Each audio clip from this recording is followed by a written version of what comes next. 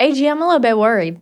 I think a lot of people out there, maybe you've seen the same TikToks as me, you're reading the same Reddit feeds, because there are a lot of myths out there about the NCLEX and just some really misleading false information. Yeah, things like maybe feeling like there's a lucky testing center, or fears about having to take all 150 questions if you're going to be randomly selected for something like that or not, or even, the idea of taking the NCLEX from the comfort of your own home. Oh, yeah. So we are going to make sure that we tackle all of these myths today. We are going to set the record straight. The myths stop now. So get ready for the truth, the whole truth, and nothing but the truth as we debunk NCLEX myths. We'll even play a game of fact or fiction on today's episode of Nursing Navigator by Hurst Review. Nursing Navigator's here. Wipe away those study tears. Hurst Review's got your back. Listen close, stay on track. AG, I brought my laptop with me today. Oh, it's going to be serious then, isn't it? Because we have a lot to cover. Okay. I think that there's quite a bit of misinformation out there when it comes to sitting down and taking the NCLEX itself. So today, I want you to help me separate fact from fiction. I got you. Let's You go. got it. Yeah. All right. So the first one, we had somebody write in asking, is it true that I can't bring anything with me to the testing center? Okay. Well, no, that's not true. You can bring things with you to the testing center. It's just that you can't take those things inside the actual testing environment. So let's say you want to bring your snack, you want to bring your water, maybe some cash to get a snack or water, you want your jacket, any of those things. You've, of course, got to bring your keys inside, and you've got to bring your documentation that you need to prove your identity to these people that are working at the testing center. But after they finish all of that, they're going to show you to a locker. You'll be able to put all of your personal belongings in the locker. But there's a little bit of a difference here. When it comes to your electronic devices like cell phone, smartwatch, all of those things, they're going to give you like this special bag that you put in. You're going to drop them in the bag. They're going to seal that, and it has to remain sealed for the entire duration of the test. And that sealed bag also goes in your locker. That is correct. Now, when can you access the items that you brought with you in your locker? I'm assuming during breaks. That is correct. Okay, so at any point when you take a break, you are able to get your snack or your water out of your locker, but you can't open up anything in that sealed bag. It has to stay sealed for the entire duration of the test. Are they allowed to bring their notes with them if it's maybe not electronic? Because that's in the bag, but I have a little notebook that I wrote some stuff down in. No. Okay. The answer is no. And, I think, just have to think about testing security, right? We're always, wanting to make sure that the environment that we're testing in is secure. And so, no, you can't have any books or notes or anything like that. One other thing is when you speak about security, absolutely no weapons of any kind. And then the one to me that was most surprising, visitors support, emotional support from maybe like a friend or a family member is also not allowed. Exactly. I mean, when they say don't bring anything to the testing center, they mean people too. So, all of your family, friends, they have to stay outside of the testing center. There's no waiting area for them. And so it's probably best, that either they drop you off or, you bring yourself. You drive yourself to the testing center and you get together after this test is over. Yeah. And imagine having in the back of your mind, okay, my boyfriend, my spouse, my mom and dad, my sister, they're out there waiting for me. That also is probably not the best thing for you to have in the back of your mind because you might feel more rushed. And we know that this is a timed test. But we don't want you to feel rushed as you're sitting down and taking it. Exactly. And I think that might actually be one of the mistakes that students make together is that, let's pretend you and I went to nursing school together and we decided that we were going to set up our NCLEX dates the same day, same time. Well, what's the point? Let's just ride together, right? And we walk into the testing center. We get all checked in. They, take us into the testing center room. We start our test, but you finish before me. And then it's like, I'm kind of worried. Like, did Sarah finish before me? And I'm still taking my test. And now I've got you waiting. It's just for more me. pressure. It's too much pressure. It is. But with that being said, if you drive yourself, arrive early. Give yourself plenty of time to get to the testing center, hand over your identification, go through all of the pre-testing paperwork and logistics. Give yourself enough time to stop and get coffee. Make sure you know where you're going. If you're anything like me who is so directionally challenged, maybe a couple of days beforehand, drive it. Make sure there's no detours or anything like that. Get a full tank of gas because you never know what's going to pop up. But just make sure that you give yourself enough time just to alleviate any of those last-minute stressors that could pop up that are beyond your control. That's just going to increase that anxiety. Absolutely. I was laughing because when you said that, I wasn't laughing at you. I was like, oh, I did that. The day before my test, I was already in the area. And so I drove to the testing center to see how long it would take for me to get there from point A to point B. So I would know I would not be late. Very smart of you. Okay, Ashley, so that covers myth number 1, ended up being fiction. Right. What about this one? It says PN and RN test takers will have different number of questions. Mm-hmm. Okay, and so that might stem from the past because that was true. Prior to COVID, prior to the last test plan change, that PN and RN students did have different testing, numbers that they could take. Now that is no longer true. You're going to get 85 questions as your minimum question count, 150 questions as your maximum question count. And it doesn't matter if you're taking the RN or the PN exam. So everybody's got the same number of questions. And what I learned from you in a previous episode is that the number of questions is based off of your performance, not about hitting that certain number or metric. That's right. So the key takeaway there is test length is based off of performance, not your licensure type. That's right. So we just said that you could take anywhere from 85 to 150, but another kind of misinformation point out there is that some candidates will be randomly selected to take all 150 questions. Oh my goodness. And wouldn't that be me? I always thought that if I really felt like that was true, that it would be me. I would be the person that always gets selected to just randomly have to go and take the whole test. Yeah. And so thank goodness this is not true. This is fiction. And they do not randomly select anyone to do this. There's no magic little button that they push and go, you get the whole test. It doesn't work that way. Every 20th person that walks Right. in, and you don't know if you're number 19, 20, or 21. No. Right. And so the way that this works is every question that you get beyond the minimum is a question that you have earned. And what that means is the computer is just still trying to figure out if you have passed or not passed the NCLEX. You've got to meet all of those client need categories. And if you are above the passing standard, then of course your test shuts off. So every time you get another question beyond that minimum, the computer is still just trying to figure it out. So if it takes all 150 questions, it just takes all 150 questions. And guys, don't let that get you down. If you have to take the entire test, a nurse is a nurse. Nobody, when you are interviewing, goes, well, tell me how many questions did you take? And I'm not going to hire you because you took the max. Nobody's going to do that. So just, focus and stay confident. If it takes all 150 questions, so be it. Just go and, be sure and confident in taking those questions that you got this. So Ashley, I sat down with Martha a couple weeks ago and we talked about an unsuccessful attempt on the NCLEX. She also said during that episode that never once in a job interview did anybody ask her, did you pass the NCLEX on your first try? So that's also comforting to know that you're not ever going to be asked, oh, how many questions did it take you? Right. It doesn't matter. A pass is a pass. That's right. They're just trying to make sure legally that you are a nurse, that you've got those credentials. And once they see that, they're good to go. I don't even honestly think I was ever asked any questions about NCLEX or licensure, period, because they have the access to be able to see that without me providing it. They have the access just to be able to see that we're licensed. And that's all they care about, which is great.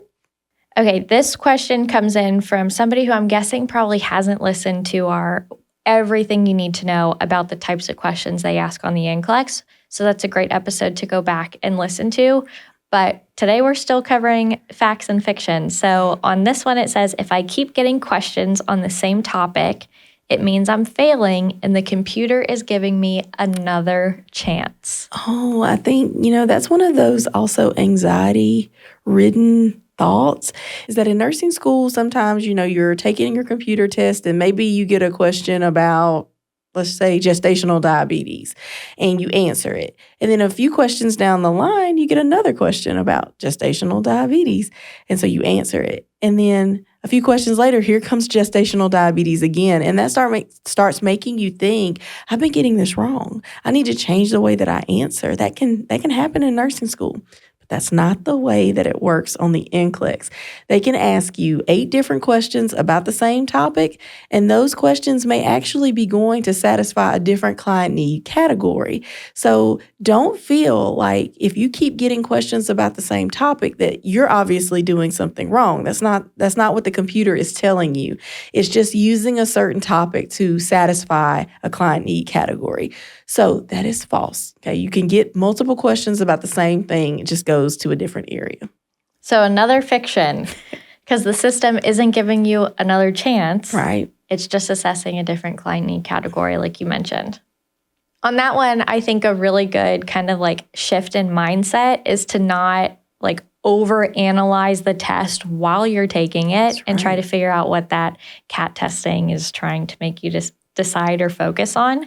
So take it one question at a time and trust the process, and it'll be over before you know it. That's right. Oh, this is a good one. I may receive no credit on some NGN or select all that apply questions, even if I get them partially correct. That is such an excellent question because there's such a misconception about the partial credit scoring system. And so it's kind of multifold when it comes to this answer. The simple answer is this is true. This is a fact. You may not get any credit at all, even though you got the question partially correct. So when it comes to the NGN questions and the select all that apply questions on this new testing format, there's so many factors involved in the way that the scoring system works. What's the level of difficulty of the question? You don't know that. You're not going to have that in your mind. It's not going to say like easy, medium, hard at the top of it. It's not going to tell you that like what level of difficulty did this question come from. You're not going to know. Also, how many total options did they give you to choose from? Things like how many total answers out of those options were correct and how many did you pick? Or how many of those options were incorrect and how many did you pick? So what we love to tell students is that you could get a piece of the question correct and still end up with no credit, just based on all of those different factors that are present in the scoring system. So the best thing to do is truly work on learning how to get the question just completely right. Because the closer you are every time to getting that question fully right, you'll get partial credit. So just keep working at trying to get, all the answers. And again, if you haven't listened to our episode where we do a really, really thorough deep dive on the types of NCLEX questions, we go over bow tie, select all that apply, priority, multiple choice, case studies. This might make a little bit more sense. I know we're going through kind of a rapid fire fact fiction, debunking the myths. But if you have more questions on that, or maybe if you don't fully understand how AG explained the partial scoring aspect, go back and take a listen because that other podcast is really, really helpful. Yeah. And we always know it is a fact to not go back and second guess yourself. So be selective and confident in your choices. And don't just go wildly guessing. Right. Okay, AG, I'll be completely honest. When I was going through these fact or fictions that I saw people were sending in, or maybe just some misinformation that's out there on the internet, This one in particular, I am so excited for you to go through this. I feel like I already know where this is going. I can take the NCLEX at home. Oh my goodness. Oh my. Is that a fact or is that a myth? You know, when I first heard this, I was like, what? No, you can't do that, But the NCSBN has put out some information that starting in the year 2026, which mind blown is next year. I know. I'm not okay. Next year, that candidates will have the opportunity to do what's called NCLEX at home.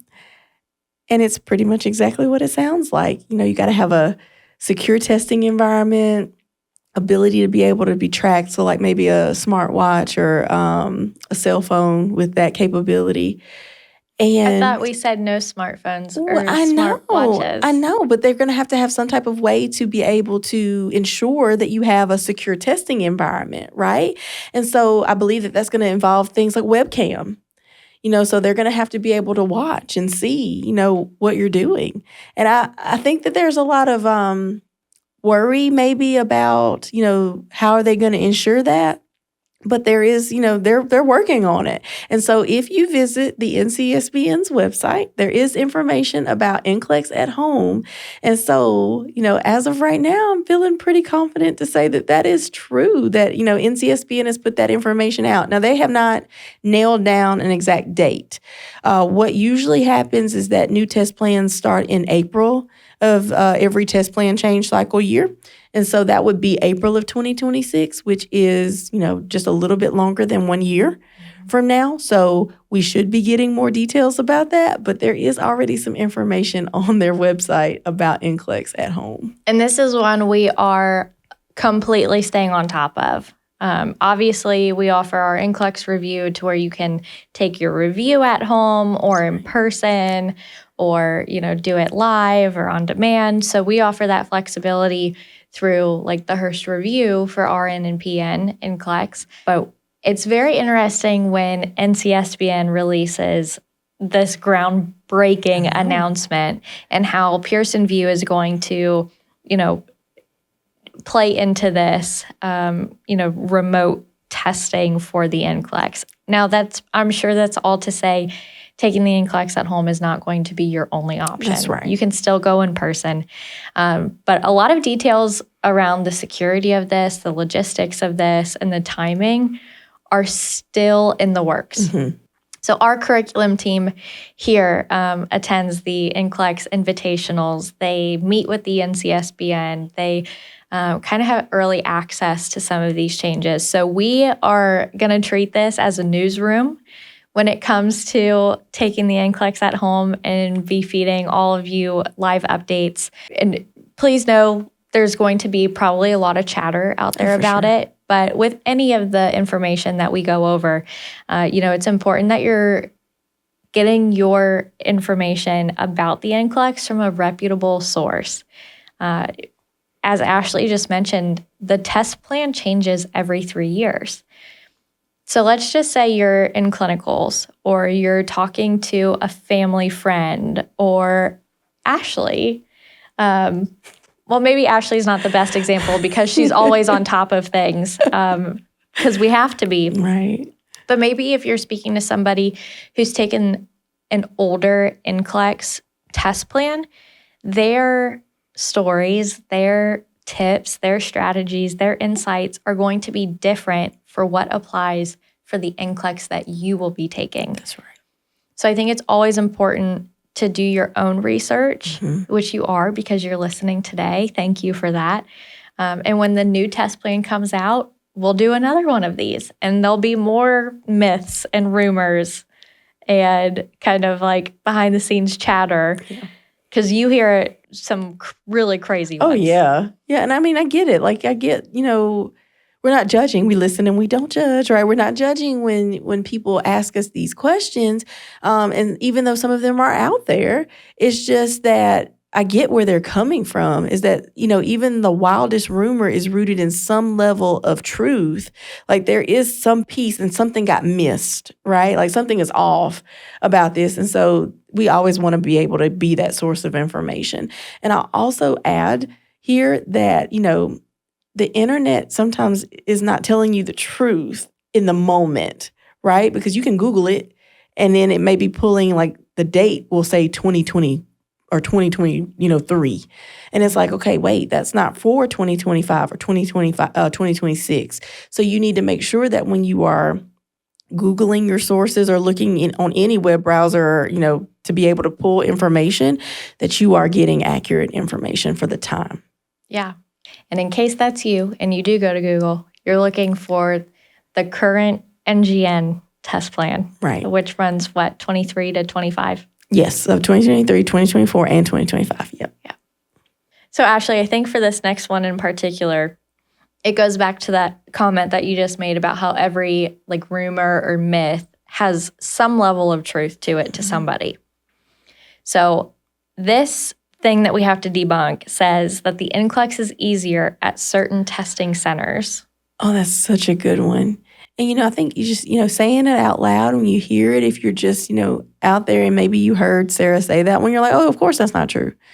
Well, maybe you've never taken the NCLEX before and you never had this situation happen. So where this came from is, let's say that you decided that you were going to take your NCLEX, and let's just use Jackson as a testing center example. So there's a testing center in Jackson. You schedule your NCLEX in Jackson. You go and you take it, and you find out you were unsuccessful. So, you get yourself together, you study again. 45 days later, you've scheduled your exam again in Jackson again. And you go and you take your NCLEX and you're unsuccessful.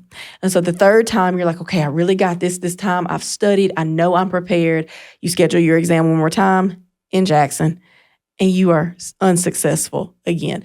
At a point, that starts to make you believe that, it's the testing center. So fourth time, you go and you reschedule your exam this time, but this time you schedule your exam in, let's say, Baton Rouge. And you go to this new place you've never tested before. You don't know anybody. You don't feel like people are judging you as you walk in. The people working in the testing center have never seen your face before. You relax a little bit. You take your exam and you pass. And the first thing that you're going to run and tell everybody, I knew it was just Jackson. And people believe that. And it's not because they just believe it because it's true or there is any level of truth to it. It was the conviction of you telling that story. There is some level of truth to that for you because maybe the testing center increased your testing anxiety because you keep walking into a place where you've been unsuccessful before, or you felt like people were judging you when you walked in, right? And that just increased how you felt before you took the test. And so, new place. No anxiety about it. Don't know anybody. Everybody's coming here to take a test. They don't know me, and you sit down and you pass. And that's the first thing you're going to tell everybody. And it's just not true. Same test. Two things from that. One, the imposter syndrome. Oh, yeah. You walk in and you think that they've seen me here before several times. And I keep going up. Hi, I'm Sarah. I'm here to take the NCLEX RN. I can promise you, whoever is behind the counter that they're not going to remember. Mm-mm. I mean, they see people come in and out all day long, and people are not just taking the NCLEX at Pearson testing centers. That's right. In case you didn't know that. It's not, a retired nurse that is just testing or administering the NCLEX on behalf of Pearson VU to you. They're not going to remember you. No. So don't let that imposter syndrome kind of take over. Or even another scenario. So the second thing could be, maybe we're eating lunch together with members of our cohort or somebody that graduated maybe a year before us. And, I start saying, okay, I've got my NCLEX coming up and I'm looking at scheduling it and I was going to schedule it in Jackson. Where did you guys take yours? Mm. Maybe it could stem from that too, to where, I took mine in Jackson and I took mine in Jackson. Actually, we both were unsuccessful there. But, when we retested in Baton Rouge, we passed. So it could be your personal example or not. But this is where this misinformation stems from. And that's why we're just doing this kind of rapid fire episode today to debunk it. And another myth, so I'm already answering that this one is fiction, is that testing on certain days of the week, like maybe Tuesday, you have a higher chance of passing versus if you were to take it on a Friday. Also a myth. It could Such be a a same like story, kind of like Right. AG just shared. Right? Could you imagine if that was the truth? Everybody would test on Tuesday. There would never be an open test date on Tuesday. I mean, like Tuesday's the hot day, so it's like I'm never going to get a test date, and then you would be in complete tears, excited if you ever got a test day on Tuesday. It's just not that way. And if it was true about certain testing centers, they would always be booked up too. So that it's the same everywhere. It doesn't matter what day you take your test, whatever's comfortable for you. Okay, Ashley, I'm looking at this next one on the screen. And I know we talked about there being a nursing shortage in the episode, I Want to Be a Nurse, Now What? And how the nursing shortage is great when it comes to like career flexibility for nurses. But does this fact that there is a nursing shortage make the NCLEX easier? Oh, the answer to that is no. So that one's another fiction. The test is the test. And I think the truest, the best evidence that is true is during COVID, the level of difficulty of the NCLEX did not change. They did not make the test any easier for anyone during that time. They just made it shorter. Okay, it gave you less questions so you can get in there, get out, test. But, you still had people who passed during that time. You still had people who were unsuccessful during that time.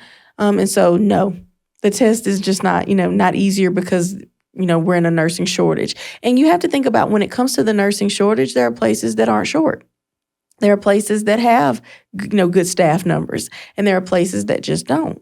And then the nursing shortage is one of those situations that's a little tricky because why are they short?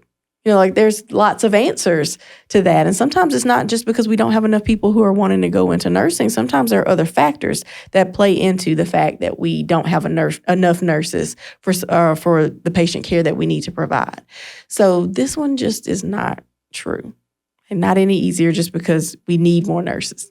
So you mentioned COVID happened in 2020. Here we are in 2025. We're still talking about it because that's probably where a lot of this misinformation on this myth in particular stemmed from. But I'm looking here. So at the on NCSBN's website, they release the pass rates quarterly and annually. We'll use RN for this one, but they do it for RN and PN.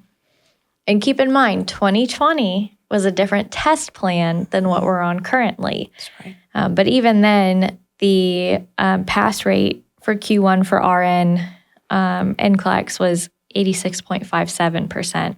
Then we flash forward to a new test plan, but in 2024 in Q1, the pass rate for NCLEX RN was 79%. Mm-hmm. So the pass rate decreased. Again, different test plan. So, we're comparing apples to oranges here. But I think that decrease in the pass rate just goes to show it's actually they're not making the test easier to pass more graduates that then become licensed nurses. Right. They always want to tackle the nursing shortage because I believe that almost any entity that has any kind of stock in nursing at all, like wanting the betterment of more nurses and the better outcomes for patients, is concerned about how many nurses do we have out there. But they can't change the integrity of the test just to match that. It still has to have a level of difficulty. It still has to have that those different levels of questions that they're asking you just to make sure that the passing standard is where it's supposed to be. So I think that we don't want to, try to cheat the test in a way of saying that we want to change the passing standard. We want our nurses to rise to that standard and make sure that, we're doing what we're supposed to do. And as a patient, that is so important to me. I don't want the integrity of the test to change just to meet the shortage demand. Because if I'm laying in the hospital bed, I want somebody who passed, and passed at the standard that the NCSBN sets, because that means that they're a safe nurse Exactly. and that they're not compromising that level of safety just to make the test easier so that way we can have more nurses to fill these positions. For sure. Well, Ashley, thanks for debunking some of these myths with me today You're so and welcome. putting on our little Mythbusters hat. I think the biggest takeaway from this episode is you can't believe everything you hear. You really need to stick with trusted sources like the NCSBN, the Nursing Navigator, Hurst Review. We're doing the fact checking for you to help you stay focused on what really matters. And we really, at the end of the day, just want you to feel confident and prepared that you know the facts going into the testing environment. Yeah. And, if today we did not cover a myth that maybe you've heard before and you want us to, send that our way. Let us know that. We'd love to hear that, read over it, and kind of research that to figure out what's true for you. And so we may even get a chance to cover that on a future episode. You can send in those myths or anything else you want us to cover on the podcast by shooting us a DM at Hurst Review on any of our social media channels, or shoot us an email, nursingnavigator@hurstreview.com. And don't forget to like, subscribe, that way you never miss a future episode. Until next time, future nurses, Current nurses, or retired nurses, thanks for tuning in to the Nursing Navigator by Hurst Review. Guiding you through from school to the floor, nursing news, careers, and so much more. Learning, growing, passing the test. With Nursing Navigator, you'll be your best. Nursing Navigator's here.